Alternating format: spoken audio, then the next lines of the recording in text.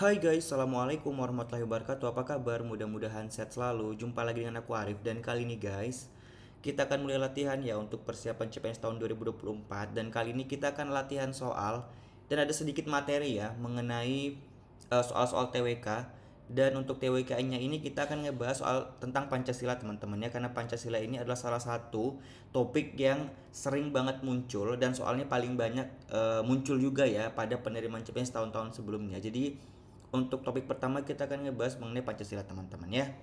Oke, seperti biasa sebelum kita ke informasinya, jangan lupa untuk klik tombol subscribe dan klik juga tombol lonceng di sampingnya biar nanti kalian dapat notifikasi kalau aku udah upload video-video terbaru. Share juga videoku ke teman-teman kalian dan jangan lupa juga untuk follow akun Instagramku di @muhammadarifm. Oke teman-teman, sebelum lanjut, buat kalian yang pengen latihan soal, kalian bisa langsung aja buka situsnya di cpns.com. Buat teman-teman yang lagi punya niat untuk daftar di CPNS, kalian bisa langsung aja belajar di sini ya teman-teman, karena di sini ada ribuan soal yang bisa teman-teman kerjakan dan itu udah soal-soal terbaru yang sudah memuat soal-soal pada periode CPNS tahun-tahun sebelumnya. Di sini tersedia pembelian paket soal dan teman-teman juga bisa langsung nyobain tryout gratis kalau masih pengen ngecek-ngecek dulu ya. Oke, tanpa berlama-lama kita langsung aja ke materinya, ini dia. Jadi materi ini juga memang sudah di-share ataupun dibocorkan kisi-kisinya oleh Kemenpan RB sendiri dalam sosial media mereka. Dan sekarang kita akan ngebahas, bisa jadi ini adalah kisi-kisi yang diberikan karena memang soal mengenai Pancasila kemungkinan akan banyak muncul di TWK tahun ini ya. ASN dan Pancasila memang sebuah hal yang saling terikat dan gak bisa dipisahkan. Sebagai pelayan publik yang juga berfungsi sebagai perekat dan pemersatu bangsa, ASN harus mampu mengamalkan nilai-nilai Pancasila dalam kehidupan sehari-hari. ASN memiliki tiga fungsi. Yang pertama adalah sebagai pelayan publik, yang kedua sebagai perekat dan pemersatu bangsa, dan yang ketiga, teman-teman silahkan komen di bawah ya. Yang ketiga, fungsi dari ASN itu apa? Teman-teman komen di bawah jawaban kalian, karena itu wajib tahu ya buat teman-teman yang pengen daftar sebagai ASN. Nah, kita masuk ke sila pertama. ASN mempercayai dan bertakwa kepada Tuhan disesuaikan dengan agama serta kepercayaannya masing-masing. ASN menjadi teladan dalam membina kerukunan hidup di antara sesama umat beragama dan kepercayaan terhadap Tuhan Yang Maha Esa. Jadi untuk sila pertama ini itu mengacu kepada hubungan manusia kepada kepercayaannya masing-masing dan ini lebih sifatnya kepada ketuhanan. Ya, jadi itu dalam hal kita beribadah, kemudian kita memberikan toleransi kepada orang lain untuk beribadah sesuai dengan kepercayaan mereka dan lain-lain. Yang kedua, mengakui persamaan derajat, persamaan hak dan kewajiban asasi setiap manusia tanpa membeda-bedakan suku, keturunan, agama, kepercayaan, jenis kelamin, kedudukan sosial, dan warna kulit. ASN mampu menciptakan lingkungan kerja yang non-diskriminatif dan mendorong kesetaraan dalam pekerjaan.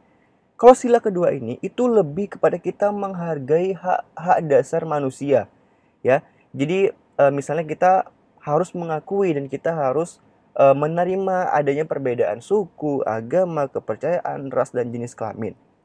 Kita ke sila yang ketiga. Setia dan mempertahankan Undang-Undang Dasar Negara Republik Indonesia tahun 1945 serta pemerintahan yang sah, menjaga kerahasiaan yang menyangkut kebijakan negara. ASN sebagai pemersatu dan perekat bangsa yang memiliki semangat nasionalisme dan berpegang teguh pada Bhinneka Tunggal Ika. Sila ketiga ini lebih mengacu kepada sikap-sikap nasionalisme. Contoh simpel daripada perwujudan pengamalan Pancasila sila ketiga itu adalah dalam nasionalisme ya. Jadi itu sudah mengacu kepada pengamalan butir dari sila ketiga. Untuk sila keempat, ASN mengutamakan musyawarah dalam mengambil keputusan untuk kepentingan bersama, mempertanggungjawabkan tindakan dan kinerjanya kepada publik, tidak menyalahgunakan informasi internegara, tugas, status, kekuasaan, dan jabatannya untuk mendapat atau mencari keuntungan atau manfaat bagi diri sendiri atau untuk orang lain. Lalu kita lanjut ke sila kelima. Memberikan layanan kepada publik secara jujur, tanggap, cepat, tepat, akurat, berdaya guna, berhasil guna, dan santun. Nah, kalau sila kelima ini dia lebih concern kepada perilaku kita yang harus mencerminkan nilai-nilai jujur, kemudian tanggap, cepat, tepat, akurat, berdaya guna, berhasil guna, dan santun. Dalam menjalankan tugas secara profesional dan tidak berpihak. Kemudian kita melayani dengan sikap hormat, sopan, dan tanpa tekanan. Ini adalah perwujudan dari sila kelima. Nah, untuk lebih memantapkan teman-teman, kita akan langsung masuk ke contoh soal ataupun latihan-latihan soalnya ya. Ini dia soal yang pertama.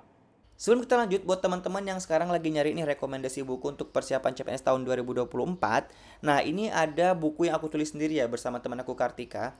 Bukunya ini udah lengkap banget teman-teman, materi maupun latihan-latihan soal dan juga udah lengkap sama jawaban ya. Jadi buat teman-teman yang lagi nyari buku referensi untuk persiapan belajar CPNS tahun 2024, bisa langsung aja beli bukunya ya. Bukunya tersedia di Shopee Toko Idola CPNS. Jadi buat teman-teman yang langsung pengen beli, klik aja linknya ada pada deskripsi video ini. Abdul adalah seorang pengusaha keripik kentang makmur yang cukup sukses. Banyak cabang makmur yang bertebaran di seluruh wilayah Indonesia. Meskipun telah sukses, Abdul tidak lupa diri dan merasa sombong. Banyak dari pegawai lamanya yang dibimbing supaya tidak selamanya menjadi pegawai di usaha keripik kentangnya. Abdul ingin agar pegawai lamanya mendirikan usaha pertanian kentang sendiri, sehingga mereka bisa berdikari dan hasil dari usaha pertanian kentang tersebut bisa menjadi suplai raw material bagi perusahaan makmur. Dengan hasil didikan dan bantuan modal oleh Abdul, akhirnya beberapa pegawai lama dari perusahaan makmurnya itu bisa sukses, berdikari dan menjadi mitra makmur sebagai suplai raw material. Nah, tindakan dari Abdul tersebut itu secara nyata merupakan implementasi dari sila keberapa? Pertama, kedua, ketiga, keempat, ataupun yang kelima. Nah, buat teman-teman yang pengen mikir-mikir dulu, silahkan di post video aku. Ya, kalian bisa ditelaah dulu soalnya. Kemudian kalau udah tahu jawabannya, silahkan teman-teman komen di bawah. Kita akan bahas juga pada video kali ini. Untuk tahu jawaban tadi, ataupun untuk tahu jawaban dari setiap poin-poin mengenai pengamalan Pancasila, teman-teman aku harapkan sudah tahu 45 butir pengamalan Pancasila. Karena setiap Pancasila itu punya butir-butir pengamalan.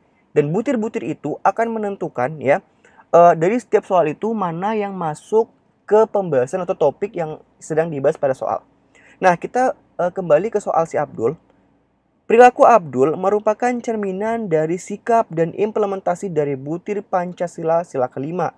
Ya, karena pada poin atau butir kelima itu ada butir pengamalan di mana suka memberikan pertolongan kepada orang lain agar berdiri sendiri. Nah, kita coba untuk melihat ya, apa sih isi atau butir dari pengamalan Pancasila sila kelima. Nah, untuk tahu sila-sila yang lain, teman-teman bisa juga googling. Nah, yang di sini adalah yang aku ambil untuk sila kelima, karena kita lagi ngebahas soal si Abdul ini adalah sila kelima. Nah, untuk butir dari Pancasila sila kelima, yang pertama, itu adalah mengembangkan perbuatan yang luhur, yang mencerminkan sikap dan suasana kekeluargaan dan kegotong royongan.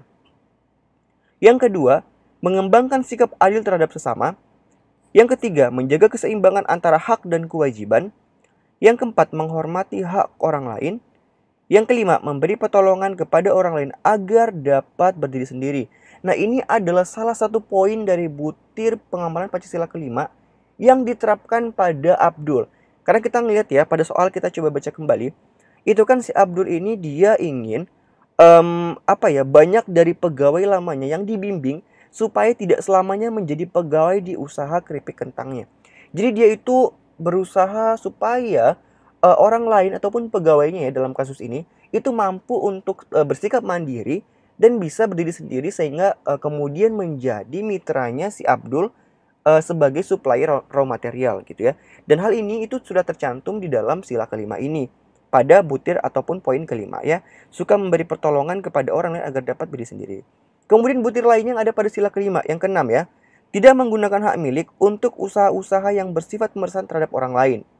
Yang ketujuh, tidak menggunakan hak milik untuk hal-hal yang bersifat pemborosan dan gaya hidup mewah. 8. Tidak menggunakan hak milik untuk bertentangan dengan atau merugikan kepentingan umum. Yang ke-9, suka bekerja keras. Yang ke-10, suka menghargai hasil karya orang lain yang bermanfaat bagi kemajuan dan kesejahteraan bersama. Yang ke-11, suka melakukan kegiatan dalam rangka mewujudkan kemajuan yang merata dan berkeadilan sosial. Jadi, 11 butir ini merupakan butir-butir pengalaman dari sila kelima. Dan tentu saja itu totalnya ada 45 butir ya, yang dipecah di dalam 5 poin butir Pancasila. Nah, untuk tahu poin-poin yang lain, teman-teman silahkan diguling karena itu juga udah banyak banget ya di Google. Kita lanjut ke soal selanjutnya ya. Sekolah kami mengadakan kunjungan wisata ke Sumatera Barat. Salah satu yang kami kunjungi adalah Danau Maninjau. Danau Maninjau sangat indah. Kami menyempatkan berjalan di tepi danau dan merasakan segarnya air danau.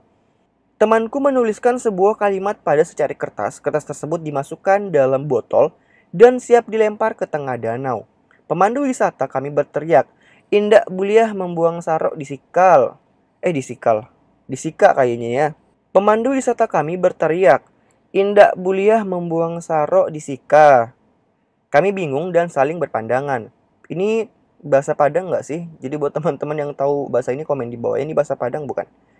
Melihat kebingungan kami, ia mengulangnya dengan bahasa Indonesia. Jangan membuang sampah di situ.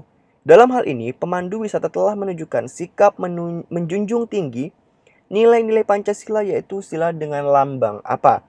Bintang, kepala banteng, padi dan kapas, rantai atau pohon beringin. Nah, ini teman-teman mesti tahu ya, sila-sila itu atau sila dari Pancasila itu lambang-lambangnya apa. Kayak bintang itu sila keberapa, kepala banteng sila keberapa. Karena kalau teman-teman nggak tahu, ya nanti akan kesulitan dalam menjawab soal-soal yang tidak menjelaskan pilihan-pilihan sila keberapa, tapi lambangnya. Nah, kira-kira ini jawabannya apa? Teman-teman kalau mau mikir-mikir dulu silahkan pause video aku. Tapi kalau mau langsung tahu jawabannya, kita langsung aja di play ya, nggak usah di pause. Pada cuplikan cerita tersebut, kita bisa melihat bahwa pemandu wisata menggunakan bahasa daerah pada awalnya, kemudian menggunakan bahasa Indonesia untuk berkomunikasi. Jadi pada soal itu kita akan sedikit dikecoh ya, apakah yang dilihat itu adalah poin membuang sampah atau poin dalam hal berkomunikasinya. Nah, ini kita harus jeli. Yang ditanyakan pada soal itu kan adalah tidak boleh membuang sampah di situ dengan menggunakan bahasa daerah, kemudian dia mengganti dengan bahasa Indonesia. Dan yang ditanyakan juga adalah pemandu wisata telah menunjukkan sikap menjunjung tinggi nilai-nilai Pancasila apa. Yang ditekankan di sini itu adalah menggunakan bahasa Indonesianya.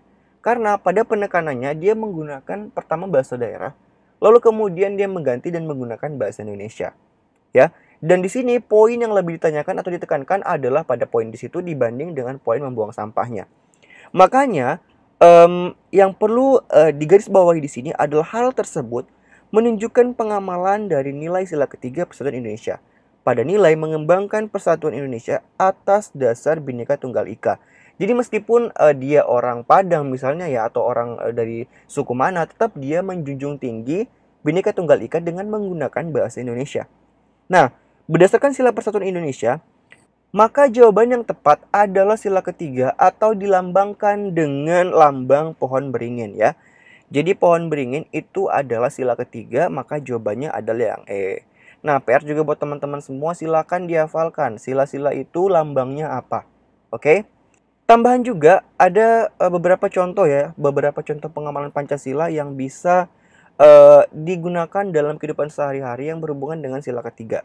Yang pertama, mengembangkan sikap cinta tanah air, misalnya membeli produk dalam negeri. Selain itu juga bangga terhadap bangsa dan negara Indonesia seperti mengenalkan budaya Indonesia kepada bangsa lain. Ini adalah contoh-contoh ya sikap-sikap lainnya yang memang sesuai dengan sila ketiga dalam kehidupan sehari-hari. Yang kedua, rela berkorban untuk kepentingan orang lain tanpa pamrih, seperti menolong orang lain yang terkena musibah tanpa mengharapkan imbalan. Yang ketiga, tidak mendahulukan kepentingan pribadi dan kepentingan pribadi dan golongan. Maksudnya kita tidak mengutamakan diri pribadi ya, gitu. Kemudian menggunakan posisi, jabatan atau kedudukannya untuk kepentingan orang banyak. Misal ketua kelas menggunakan posisinya untuk memimpin kelas agar lebih tertib. Yang keempat, tidak menyebarkan berita yang membuat permusuhan dan memecah belah persatuan bangsa. Menghindari dan melaporkan berita yang masuk dalam definisi hoax kepada pihak yang berwajib. Selain itu juga tidak curang dalam mendukung pilihan pejabat publik. Nah, di sini berarti berita hoax itu masuk di dalam pelanggaran dari sila ketiga ya. Jadi kalau misalnya ada kasus mengenai hoax, maka bisa dipastikan kasusnya nanti itu lebih condong kepada sila ketiga. Oke, kita lanjut ke soal selanjutnya. Dalam seleksi CPNS 2019, Aldo ditawari bantuan oleh seseorang yang mengaku bisa membuat Aldo lulus menjadi CPNS dengan syarat harus memberikan sejumlah uang. Karena sangat menginginkan agar menjadi PNS dan agar lebih percaya diri saat bertemu dengan calon mertua, Aldo akhirnya tergiur dengan tawaran tersebut dan tanpa ragu memberikan uang yang dipersyaratkan agar lolos. Sikap Aldo merupakan pelanggaran terhadap Pancasila, khususnya sila keberapa? Pertama, kedua, ketiga, keempat, atau kelima? Buat teman-teman yang pengen mikir-mikir dulu, pause aja video aku. Tapi kalau mau langsung tahu pembahasannya, langsung aja kita ke pembahasannya. Ini dia. Nah, jadi sikap si Aldo itu adalah pelanggaran terhadap sila kedua. Kenapa pelanggaran terhadap sila kedua? Itu karena ada pada butir yang ke 8 ya. Jadi sikap si Aldo itu dia tidak berani dalam membela kebenaran dan keadilan. Karena dia sudah bersikap, pertama ya, kesalahannya si Aldo itu adalah dia membiarkan perilaku penyogokan atau penyuapan. Dalam hal ini dia kan tahu nih ada oknum yang berusaha untuk ngasih jalan pintas untuk lolos CPNS ya. Yang pertama pelanggarannya itu, dan dia nggak melapor. Kesalahan keduanya adalah dia turut serta dan andil dalam hal tersebut. Ya, harusnya kalau dia memegang teguh nilai-nilai Pancasila sila kedua, poin ke-8, harusnya dia berani membela kebenaran dan keadilan. Dia tahu perbuatan itu salah, harusnya dia bilang tidak dan dia harusnya melaporkan oknum tersebut. Oke, makanya untuk jawaban yang tadi untuk soal si Aldo itu adalah sila kedua karena dia melanggar poin ke-8. Nah, ini ada juga ya 10 butir. Jadi di sila kedua itu ada 10 butir pengamalan, kita baca satu-satu. Yang pertama adalah mengakui dan memperlakukan manusia sesuai dengan harkat dan martabatnya sebagai makhluk Tuhan yang Maha Esa. Yang kedua, mengakui persamaan derajat, persamaan hak dan kewajiban asasi setiap manusia tanpa membeda-bedakan suku, keturunan, agama, kepercayaan, jenis kelamin, kedudukan sosial, warna kulit, dan sebagainya. Yang ketiga, mengembangkan sikap saling mencintai sesama manusia. Yang keempat, mengembangkan sikap saling tenggang rasa dan tepalira. Yang kelima, mengembangkan sikap tidak semena-mena terhadap orang lain. Yang keenam, menjunjung tinggi nilai-nilai kemanusiaan. Yang ketujuh, gemar melakukan kegiatan kemanusiaan. Yang kedelapan, berani membela kebenaran dan keadilan. Yang kesembilan, bangsa Indonesia merasa dirinya sebagai bagian dari seluruh umat manusia. Dan yang kesepuluh, mengembangkan sikap hormat, menghormati, dan bekerja sama dengan bangsa lain. Ya. Jadi ini adalah 10 butir dari pengamalan sila kedua. Dan total dari butir pengamalan Pancasila itu ada 45 yang tersebar dalam masing-masing sila. Ya. Oke teman-teman, jadi mungkin itu aja informasi ataupun pembahasan kita pada video kali ini. Mudah-mudahan bermanfaat dan insya Allah kita akan belajar lagi materi-materi lainnya untuk persiapan teman-teman dalam menghadapi SKD CPNS tahun 2021. Terima kasih sudah menyaksikan. Insya Allah kita akan jumpa lagi pada video selanjutnya. Assalamualaikum warahmatullahi wabarakatuh dan sampai jumpa. Bye-bye.